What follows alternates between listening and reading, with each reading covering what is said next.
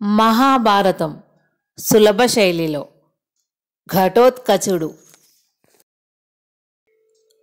భీమసేనుడు వ్యాసునితో కూడా కొనియాడబడిన హిడింబిని ధర్మపత్నిగా పరిగ్రహించాడు. ఆ రాత్రి ఇష్టోపభోగాలతో హిడింబిని సుఖానంద ద్రోలికలలో ఊగించాడు భీమసేనుడు. ఆ సుందరికి సద్యోగర్భంలో నవయవ్వన విరాజితుడు, గదా మండిత భుజదండు, మహాపరాక్రమవంతుడు, అతి సాహసవంతుడు అయిన కుమారుడు జన్మించాడు.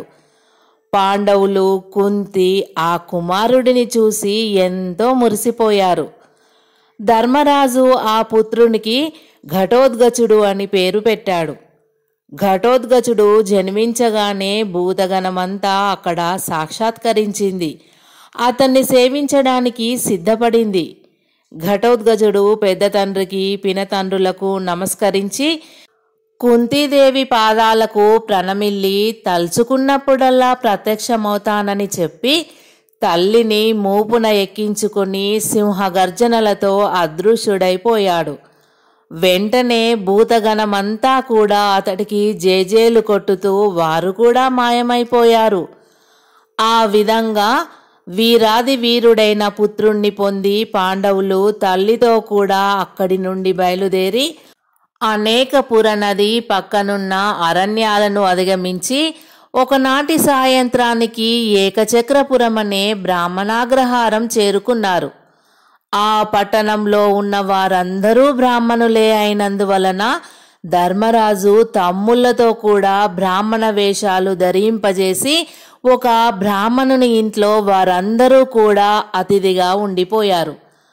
ఒకనాడు భీముడు తప్ప తక్కిన పాండవులు నలుగురు భిక్ష కోసం ఊళ్ళోకి వెళ్ళారు. ఆ సమయంలో ఆ ఇంట్లో ఉన్నట్లుండి ఇంటిల్లిపాది బిగ్గరగా ఏడవడం ప్రారంభించారు. భీముడు ఆశ్చర్యపడుతూ వారి దుఃఖానికి కారణం తెలుసుకోమని తల్లికి చెప్పాడు.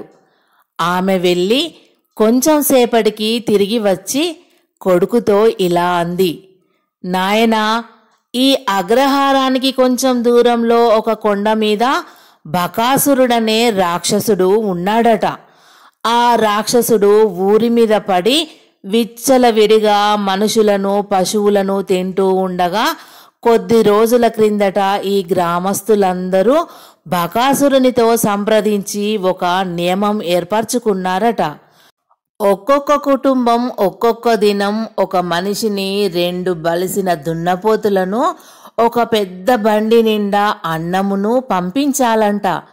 ఈ దినం ఈ ఇంటి బ్రాహ్మణుని వంతు వచ్చింది. కూతురు, కొడుకు, తల్లి, తండ్రి ఒకరిని విడిచి మరొకరు వెళ్ళలేక ఏడుస్తున్నారు అని తల్లి భీమునికి చెప్పింది.